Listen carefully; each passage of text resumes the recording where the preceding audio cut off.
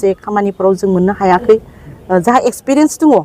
गोबाव बोसोरनिफ्राय जों एक्सपिरियेन्स मोनबोदों बिनिखायनो जों मेंग्लिबाय जों मोजां लिडार नांगौ मोजां दैदेनगिरि नांगौ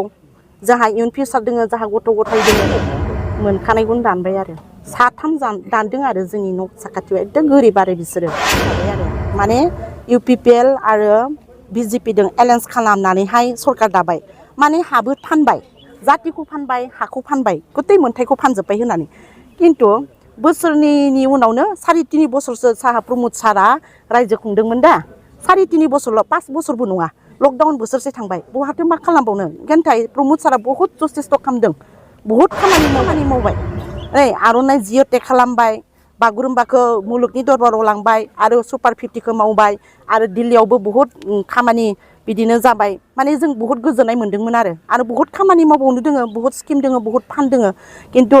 बेबायदि नंखाय बाथ्राफोरखौ फोसावनानै बुंलाबायनानै जोंनि जाम्बा जदा गामिनि मानसिफोरखौ माने गोनो गोथो खालामजोबनानै आन्दायहोजोब्बाय आरो माबायदि गभर्नमेन्टखौ फैजानायखौ लुबैदों बेबाराव जों UPPL गभर्नमेन्टखौ फैजानो लुबैदों 100% गोसो गोरबोनिफ्राय डिफेन्सारखौ जोङो जिति होनो गोसो दोङो गोरबोनिफ्राय जिति थारनांगोन डिफेन्सारा मानो होनब्ला 25 बोसोर बिथाङा स्टुडेन्ट इउनियन खामानि मावबोदों पुरा माने 100% बेहाय एक्सपिरियेन्स जाबाय गोबां दिनै बियो टिचारबोमोन बिखौ गारबाय आरो प्रेसिडेन्ट जाबाय आबसुनि बहुत गोबाव आरो बिथाङा दायो गावनि हारिखौ साननानै इयुन फिउचारखौ लानानै बिथाङा गासैखौबो त्याग खालामनानै ओंखारबोदों बेबायदि यां जेनेरेसन मोनसे गुदि साननो गोरों गियानि मानसिखौ जोङो बिथांखौ MLA बेयाव जिति होनाया जोंनि थाखाय खोब मोजांनि खोथा बिनिखायनो आं साधारन सासे आइजो जानानै रायजो राजाफोरनिसिम आं खावलायहरनाय थाबाय बिथांनो भट होनानै जोंनि उदालगुरि डिस्ट्रिक्टआव बिथांखौ जिति होनांगौ जेरैबाबो जिति नांगौ औ ओमफ्राय आंनिफ्राय मोनसे मिथिहोनाय आङो 21निफ्राय 25 बोसोर नभेम्बरसिम आङो अरुनदय मोन्दोंमोन BPF सरकार फैनाय लोगो लोगो बिखौ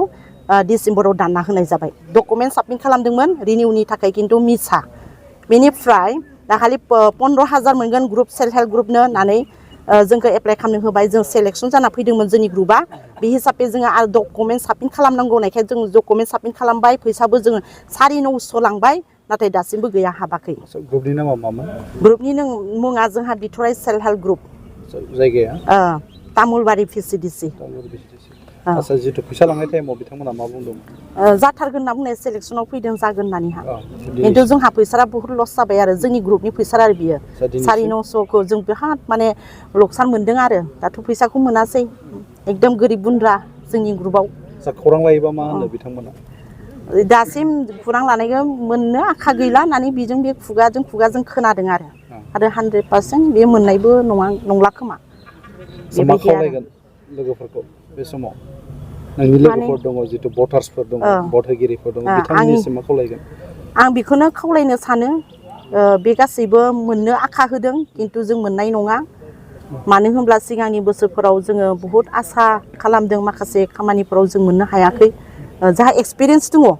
गोबाव बोसोरनिफ्राय जों एक्सपिरियेन्स मोनबोदों बिनिखायनो जों मेंग्लिबाय जों मोजां लिडार नांगौ मोजां दैदेनगिरि नांगौ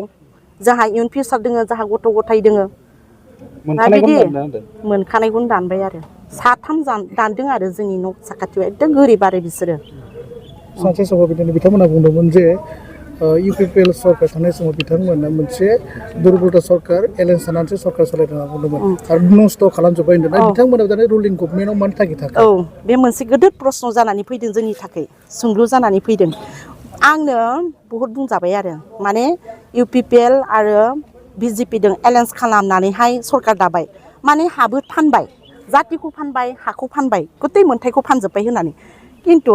बोसोरनैनि उनावनो 3.5 बोसोरसो साहा प्रमद सारा रायजो खुंदोंमोन दा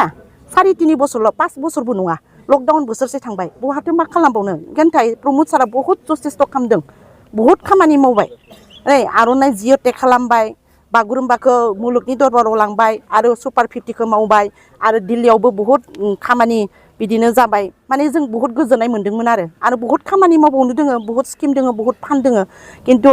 बेबायदि नंखाय बाथ्राफोरखौ फोसावनानै बुंलाबायनानै जोंनि जाम्बा जदा गामिनि मानसिफोरखौ माने गोनो गोथो खालामजोबनानै आन्दायहोजोब्बाय आरो ओमफ्राय दाथ' उल्थासो जाबाय दायो नै BPF फैनाय लोगो लोगो जा हाग्रामा सारा मा बुंखो आं इन्डिया आं हा बिदिसो बुंबाय बेथ' आफोद माने डिफारेन्स माने एकदम नंखाय आरो माने थगायबाय हादों रायजो राजाखौ जोंथ' थगायजाया नङा जों गुदि खोथा मिथिखानाय जों थगायजाया मानो थगायजानो आंखौथ' बुङोमोन एकदम बिजेपि गुरा दङ आं बहुद बुंजाबायथ' इलेक्सन खाथियाव आं बहुद बुंजाबाय बिजेपि गुरा दङ होननानै खिन्थु दिनै नुबाय बिपिएफनि बे केम्पेन अफिसावहाय इलेक्सन बे केम्पेन अफिसाव दायो हेमन्त बिश्व शर्मानि फट'खौनो बिसोरो दोनबाय फ्लेग दोनदों पिकचारखौ जों नुदों होमबा उल्थासो जाजोब्बाय बिपरित उल्था जादों आरो 100% उल्था दायो बिसोरो जेबो बुंनो हाया औ जों बहुद लाजिथावना खोथाखौ जों बुंनानै लाजि होनो हायो खिन्थु जोङो गावनि मान सन्मानखौ जोङो बासायनानै लाखिदों जों बुङा जिहेतु नोंथांमोना एनडिबि न'खरनिफ्राय फैनाय होमबा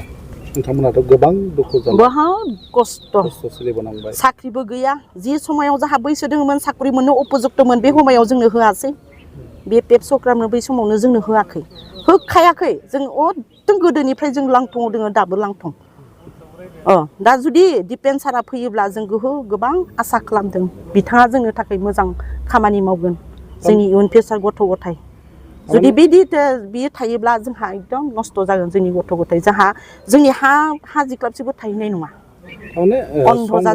संग्रामि न'खरखौ जानगाराव दोनदों बिथाङा हाग्रामा महिलारिया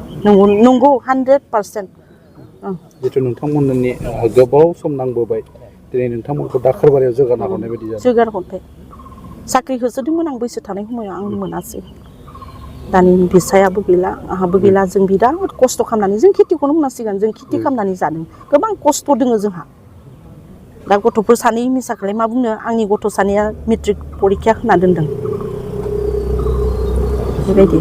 बिनिखायनो आं लास्टाव बयनि रायजो राजानिसिम खावलायनाय थाबाय नोंथांमोना दिपेन सारनो भटखौ होगोन भट होनानै जिति होगोन देरहाहोगोन